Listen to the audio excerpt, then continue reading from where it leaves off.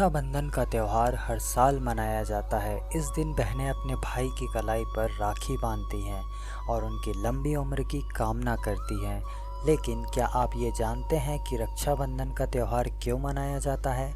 इसकी शुरुआत कैसे हुई? रक्षाबंधन के संदर्भ में कई पौराणिक कथाएं प्रचलित हैं। इस वीडियो में हम आपको 4 पौराणिक कथाओं के बारे में बताने वाले हैं जो रक्षाबंधन से संबंधित हैं।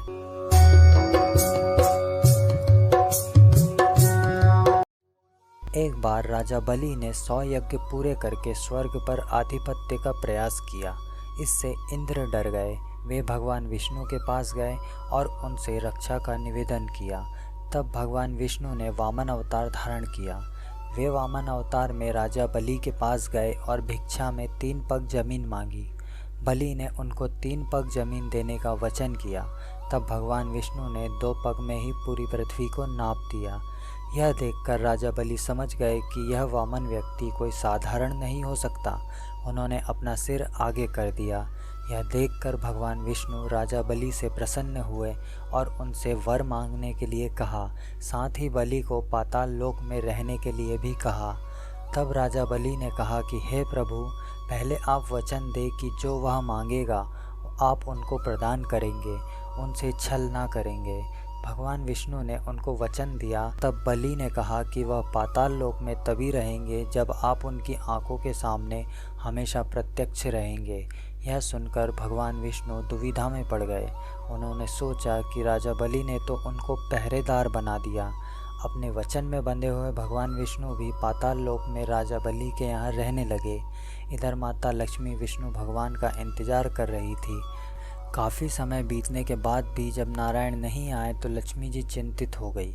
इसी बीच नारद जी ने बताया कि वे तो अपने दिए हुए वचन के कारण राजा बलि के पहरेदार बने हुए हैं। माता लक्ष्मी ने नारद से उपाय पूछा तो उन्होंने कहा कि आप राजा बलि को भाई बना लें और उनसे रक्षा का वचन लें।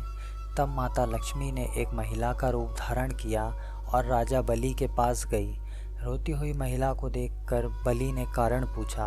उन्होंने कहा कि उनका कोई भाई नहीं है। इस बात पर बलि ने उनको अपनी धर्म बहन बनाने का प्रस्ताव दिया। इस कारण माता लक्ष्मी ने बलि को रक्षा सूत्र बांधा और रक्षा का वचन लिया। दक्षिणा में उन्होंने बलि से भगवान विष्णु को मांग लिया। इस प्रकार माता लक्ष्मी ने बलि को रक्षा सूत्र बांधकर भाई बनाया। साथ ही भगवान विष्णु को भी अपने दिए वचन से मुक्त करा लिया।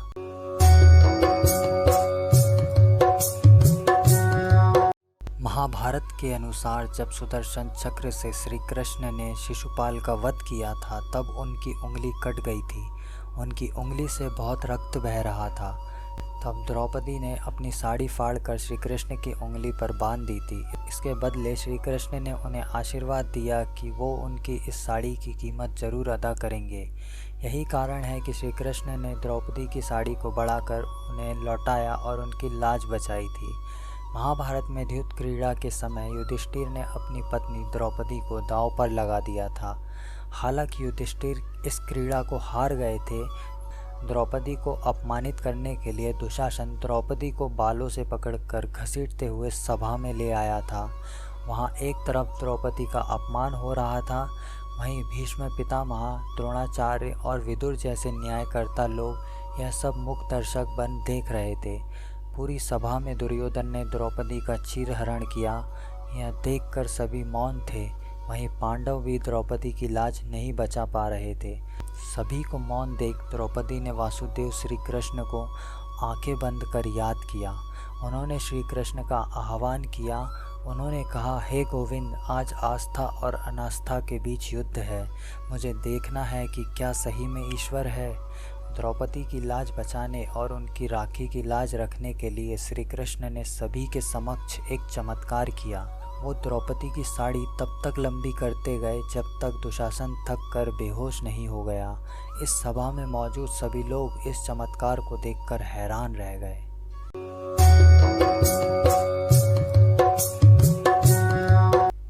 महाभारत की एक कथा के अनुसार जब पांडवों और कौरवों के बीच युद्ध की घोषणा हुई थी तब पांडवों के सबसे बड़े भाई युधिष्ठिर अपने भाइयों और युद्ध के परिणाम के बारे में बहुत चिंतित थे, क्योंकि उनके पास इस युद्ध में सब कुछ दांव पर था।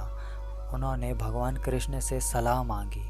भगवान कृष्ण ने युधिष्ठिर को सलाह दी कि वे स्वयं को और अपनी सेना को युद्ध के संकटों से बचाने के लिए रक्षाबंधन का उत्सव मनाएं। इसके अलावा पांडवों की मां कुंती ने अभिमन्यु को राखी बांधी।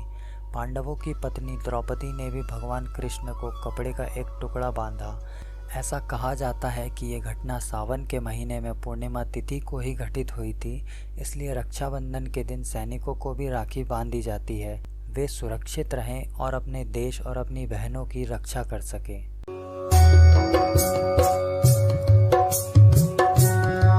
रक्षाबंधन को लेकर एक पौराणिक कथा इंद्रदेव तथा उनकी पत्नी सची की भी काफ़ी लोकप्रिय है।